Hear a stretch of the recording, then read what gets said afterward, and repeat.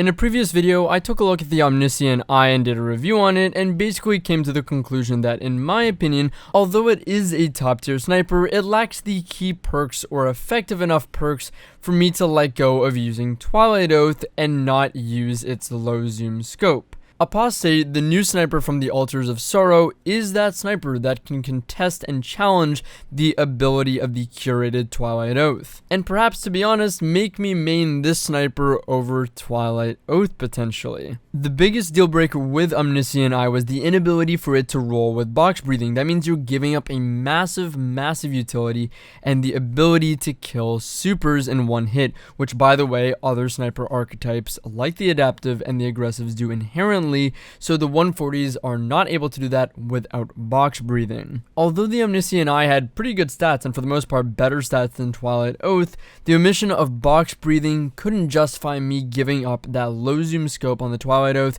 and not having that ability. The Apostate, however, has really great stats, very similar to Omniscient Eye, slightly better in my opinion, and it also has some pretty decent perk combinations, as well as the ability to roll box breathing. With a perfect roll, I would potentially use this over the curated Twilight Oath because it does have an overall much better stat package and the same kind of utility perks. And because it doesn't lack box breathing, since that ability is still there, and it still has very significantly better stats than Twilight Oath, I could justify using it and giving up that low zoom unique scope of the Twilight Oath. For some information on the weapon, of course this is a rapid fire 140 RPM sniper. It has a similar model to that of the Vice snipers, which is pretty awesome, but it's changed up a bit to look a little bit more hive themed.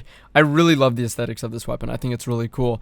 It's got 42 range, 47 stability, 69 handling, 65 reload, 73 aim assist, and a 5 bullet magazine, which is pretty good. So pretty good base stats overall, as well as it has the Supremacy zoom scope. So this is the same zoom as the Omniscient Eye, as Supremacy. I feel like this is the standard sniper scope zoom in the game now.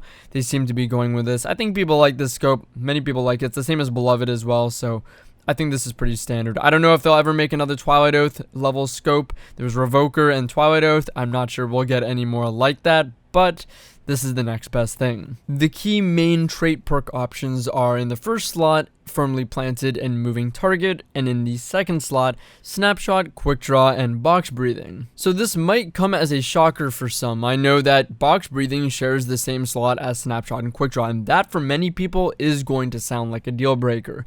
And for me to propose that you'd want to use this weapon with Box Breathing and because of Box Breathing would mean that you're not using Snapshot or Quick Draw. So let's talk about that. Firstly, I do want to say that if this weapon was able to roll the same Twilight Oath roll of Snapshot Box Breathing, that would be insane. This weapon would be really good, and honestly, I wish it could do that.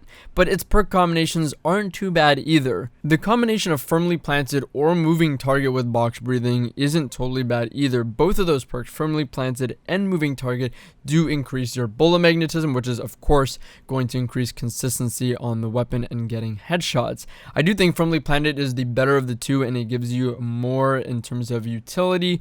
With Firmly Planted, I think I want to do a full video just on this perk. I've wanted to do it for a while, but you get quite a few things. You get better accuracy, so better bullet magnetism.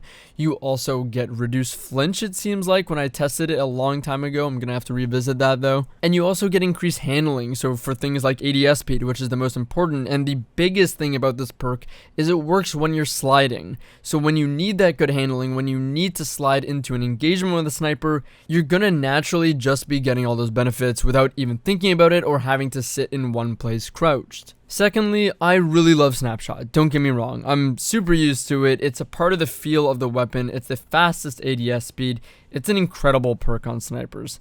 However, the handling on this weapon and the ADS speed of this weapon, and even just the animation, was so smooth that I was surprised. It doesn't really feel like it needs Snapshot. Just high handling in general will be pretty sufficient on this weapon, especially combined with if you have Firmly Planted. Of course, it does take some getting used to. It's gonna feel different, and feel with a sniper is such a big factor. However, again, I was really surprised at the ADS speed and how smooth the ADS animation was of this sniper, so I don't think I really need Snapshot on this, and it's not too big of a loss, especially again because of all the benefits it's a firmly planted, should you get that on an ideal roll. For those of you that might be thinking, well, snapshot is a deal breaker. I want snapshot. I need snapshot. I value that more than box breathing.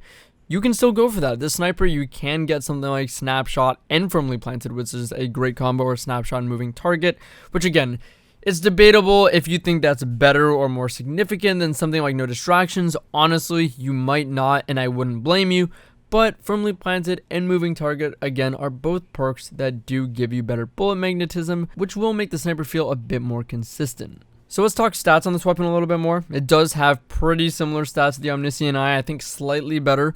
However, again, I would use this weapon over Omniscient Eye. I think it's a better contender because of being able to have box breathing, and as much as firmly planted might not decrease flinch as much as something like the no distractions perk, it still does it in some way. So you do have a flinch reduction perk of some sort, in addition to what I think is an incredibly significant utility, and in my opinion, that is a better option. So the Apostate has nearly the exact same range and aim assist as the Omniscient Eye, so it's going to feel similar in that regard. However, it does have more stability, 5 more with 47 versus the 42 of the Omniscient Eye, but an Omniscient Eye has 73 handling, higher than that, of course, of the Apostate, which is 69 handling. I do think the stability is a little better than handling, just because the handling increases like Fluted Barrel give you so much handling, and at the higher end, I think it's less distinguishable. So I, in my opinion, think the stability is good, but honestly, it goes either way. It's very, very similar. Compared to Twilight Oath, though, it's just overall better stats. 8 more range, 5 more stability, the same handling, and slightly higher aim assist.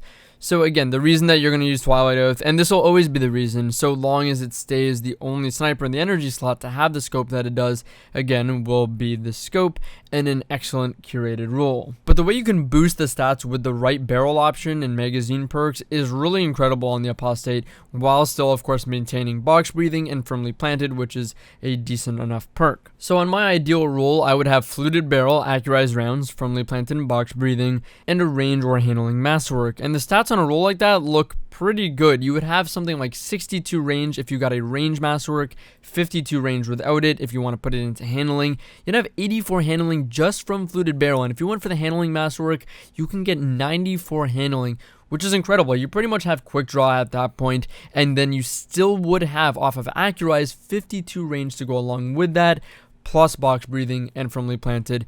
I think that's really incredible. Assuming most would go for a handling masterwork because they want that snapshot or quick draw feel, it still would have 52 range. Again, that's really good range considering you're getting such high handling and 2 really good utility perks.